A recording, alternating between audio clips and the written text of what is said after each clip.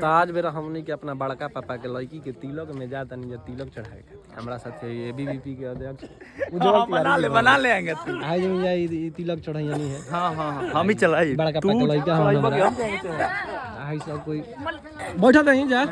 हां दिन जा पहले मलिकार के बनाए। हां ये देखिए जा ये डॉन हॉल कहां जा रहे हैं जी? हैं कहां जा रहे हैं? ये देखिए टेंगे टेंगे के भाई हैं ये जा रहे हैं तिलक चढ़ाने के लिए। ये हमारे लगेंगे क्या लगे ये लगेंगे क्या नाम होता है?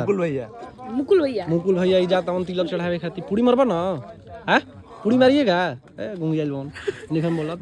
ये देखिए सब के हो जाता है खाली नेतावा नहीं के जाता सब कोई जाता तिलक चढ़ावे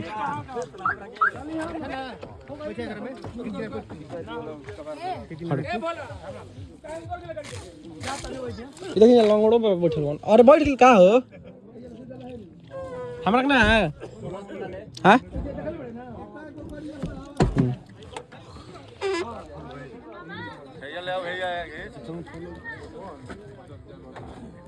कहाँ से तब